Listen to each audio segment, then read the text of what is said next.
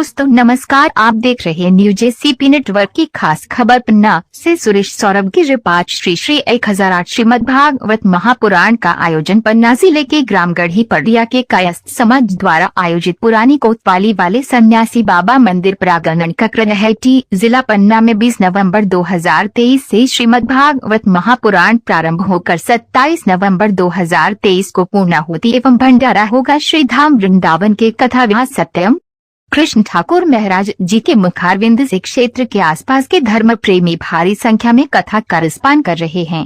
क्योंकि भगवान के विवाह हुए 16,108 यह महाराज द्वारकाधीश के ठाट और हर रानी से 10-10 पुत्र और एक पुत्री ने जन्म लिया। 10-10 पुत्रों का और एक पुत्री, यानी अब महाराज आप घर जाकर हिसाब लगाते रहना कि भगवान का क्या हो गया। और आज हम लोग महाराज परेशान हैं कि हम दो हमारे दो। अब महाराज धीरे धीरे और हम लोग इस बात पर कहने लगे हम दो हमारा एक। अरे महाराज, जब भगवान 56 करोड़ यदुवंशी इस धरा धाम पर थे तब महाराज इसका कुछ नहीं हुआ। तो वह नंद नंदन श्याम सुंदर धर्म की रक्षा करके यदा यदा हि धर्मस्य ग्लानिर्भवति भारतः अभ्युत्थानम धर्मस्य तदात्मानं सृजाम्यहम्। कहते हैं मैं आज भी धर्म की रक्षा के लिए इस धरा धाम पर। अब भगवान मन में विचार करते हैं कि इतने बड़े परिवार के साथ में भी भगवान कभी मुंह लटका कर नहीं बैठे। आया तो कहते हैं देव ऋषि नारद आए द्वारका, और द्वारका में आकर जब भगवान का दर्शन करने लगे तो कहते हैं कि पहले रुक्मणी जी के कक्ष में देव ऋषि नारद गए। और जब देव ऋषि नारद रुक्मणी जी के कक्ष में गए तो जाकर उन्होंने भगवान ने कहा आइए आइए देव ऋषि, आपका स्वागत है। और हाथ जोड़कर भगवान ने देव ऋषि का स्वागत किया। उस समय भगवान बैठकर भोजन कर रहे थे। देव ऋषि नारद ने कहा नहीं प्रभु, आप भोजन करिए, मैं अभी चलता हूँ। देव ऋषि नारद वहां से चले दूसरे कक्ष में पहुंच गए। दूसरे कक्ष में जाकर उन्होंने देखा तो सत्यभामा जी के साथ में भगवान चौरस खेल रहे थे। भगवान ने फिर देव ऋषि नारद को बुलाया। देव ऋषि नारद वहां से भी भागे।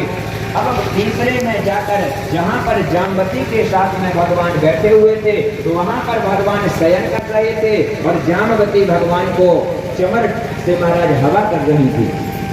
सारे महाराज 16,108 महलों में जाकर कहते हैं कि देखा हर जगह भगवान अलग अलग लीला करते नजर आए। देव ऋषि नारद की तो महाराज खोपड़ी घूम गई कि धन्य है यह लीला पुरुषोत्तम। तुरंत भगवान की लीला को प्रणाम किया और देव ऋषि नारद वापस चले गए। इस प्रकार से भगवान अपने जीवन में बड़ी सुंदर सुंदर लीलाएं करते हैं और उनकी लीला किसी को समझ में नहीं आती। इसीलिए पहले तो इसका नाम टेढ़ा महाराज, कोई सीधा साधा व्यक्ति महाराज कृष्ण कह भी ना पाए, तो नाम भी टेढ़ा और यह स्वयं 3 जगह से टेढ़ा, सीधा खड़ा भी नहीं। के युद्ध में कहता है कि कृष्ण तुम्हारी लीला समझ पाना सबके वश की बात नहीं है।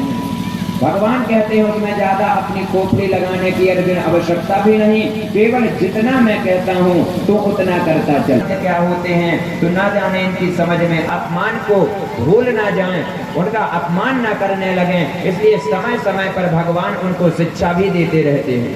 कहते हैं कि जो महाराज सूखा हुआ वृक्ष होता है वह कभी किसी के सामने नहीं झुकता। शुष्क काष्ठानि मूर्खश्च ना नमन्ते कदाचनौ नमन्ते फलनौ वृक्षः नमन्ते गुणिनो जनः। भगवान अपने बच्चों से कहते हैं कभी भी